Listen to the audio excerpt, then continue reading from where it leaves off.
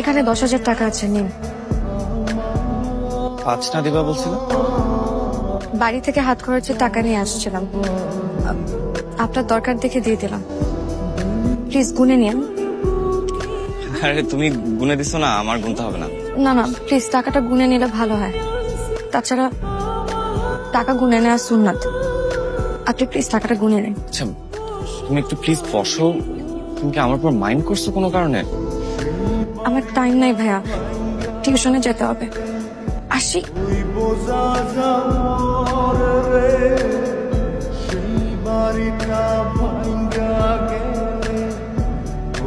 আরে অর্ডার করতেছো না কেন?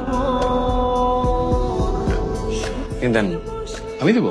আচ্ছা শুনেন, আপনি একটা চিকেন ক্যাশনাট সালাদ, একটা Thai soup thick, chicken fried rice, chicken ছেলে অনিয়ন আপাতত সার্ভ করেন, ডেজার্ট আমি পরে দিচ্ছি। ওকে, থ্যাংক ইউ। আমার বাবা সুদের উপরে কিছু টাকা ধার নিয়ে বিদেশ চলে গিয়েছেন, আর বিদেশ চলে যাওয়ার পর তার কোনো খোঁজ খবর পাওয়া যায়নি। ওখানে যে প্রতারণার শিকার হচ্ছে। যে চাকরি করতো তা দিয়ে ওনার নিজেরই খরচ চলতো না, আর পাওনাদাররা মাকে বিরক্ত করতে একদমই ছাড়েনি। 2 দিন পর পরই অকথ্য ভাষায় এসে গালাগালি করে।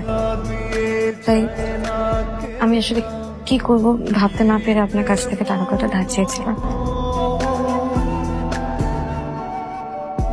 তুমি এগুলো আমাকে আগে বলবা না? কি বল, টিউশন করে রেস্টুরেন্টে চাকরি করে আমার নিজের খরচ চালাই, এটা কোনো বলার কথা? আর আপনাকে কেনই বা বলবো? আপনি কে? আমি তোমার ফ্রেন্ড। মাত্র কয়দিনের পরিচয় ফ্রেন্ড? একদিনের পরিচয়ে তুমি আমার কাছ থেকে টাকাটা চাইতে পারবা, একদিনের পরিচয়ে আমি তোমাকে বিশ্বাস করে টাকাটা দিতেও পারি। তাহলে একদিনের পরিচয়ে কেন ফ্রেন্ডশিপ হওয়া যাবে না? বিশ্বাসের কথা আপনি আমাকে বইলে নিন। আপনি আমার সাথে সেদিন যে আচরণটা করলেন, দেখো I am so sorry, I am really really really sorry. দেখো আমি একদম হার্ট থেকে সরি বলতেছি।